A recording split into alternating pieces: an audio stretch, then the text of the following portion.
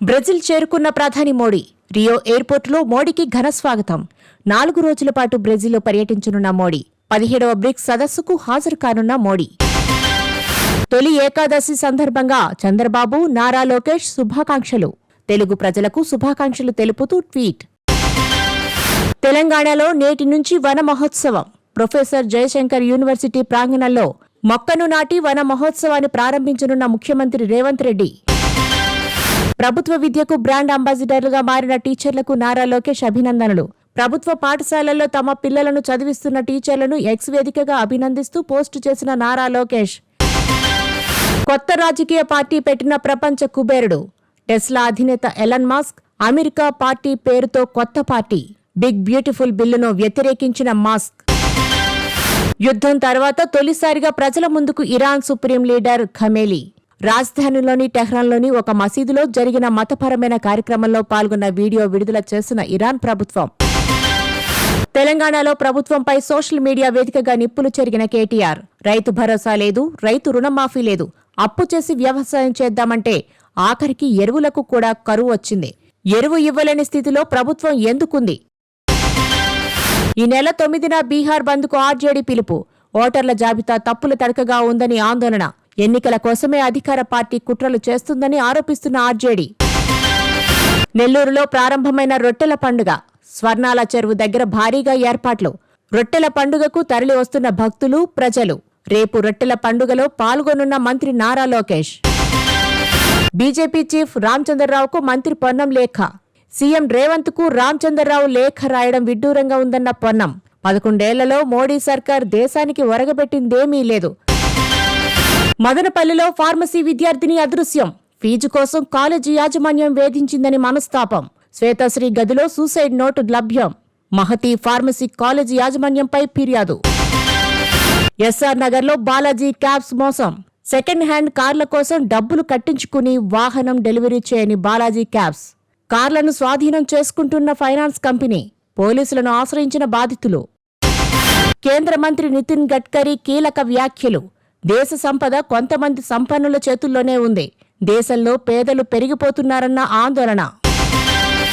Birmingham టెస్ట్లో ముగిసిన 4వ రోజు ఆట. ఇంగ్లాండ్ టార్గెట్ 536 పరుగులు. ఇంగ్లాండ్ సెకండ్ ఇన్నింగ్స్ 72 పరుగులు. క్రీజ్లో ఒలీపోప్ 24, బ్రూక్ 15 పరుగులు. క్రాలీ డకెట్ 25, జోరూట్ 25 పరుగులు. ఆకాశ్దీప్కు 2, సిరాజ్కు 1 వికెట్. భారత్ తొలి ఇన్నింగ్స్ 587, రెండో ఇన్నింగ్స్ 427 పరుగులు. తొలి ఇన్నింగ్స్లో ఇంగ్లాండ్ స్కోర్లు 407, రెండో ఇన్నింగ్స్లో 72/3. రెండో టెస్టులో 129 బంతుల్లో సెంచరీ చేసిన గిల్. ఇంగ్లాండ్పై 5వ సెంచరీ సాధించిన గిల్. ఒకే సిరీస్లో ఇంగ్లాండ్పై అధిక సెంచరీలు చేసిన ఆటగాడిగా గిల్ రికార్డ్. 20 ఏళ్ల తర్వాత ఒకే వేదికపైకి ఠాక్రే సోదరులు. ముంబైలో హిందీ భాష అమలుకు వ్యతిరేకంగా ఉమ్మడిగా ర్యాలీ నిర్వహించిన రాజ్ ఠాక్రే, ఉద్ధవ్ ఠాక్రే. సీఎం ఫడ్నవీస్ చర్యల వల్లే మేం కలిశాం, ఇకపై ఒక్కటిగానే ఉంటాం, రాష్ట్ర ప్రయోజనాల కోసం ఉమ్మడిగా పోరాడతామంటూ సంయుక్త ప్రకటన.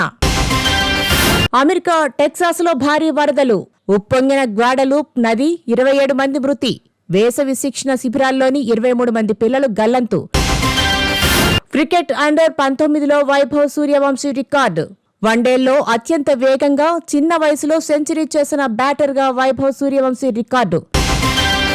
వింబుల్డన్ టోర్నీ నుంచి క్రెజికోవా అవుట్. ఎమానోవా చేతిలో ఓడిన క్రెజికోవా.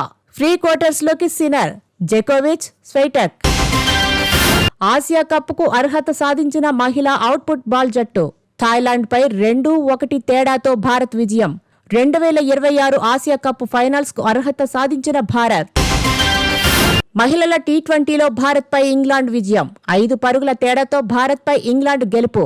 స్కోర్లు: ఇంగ్లాండ్ 171/6, భారత్ 166/5.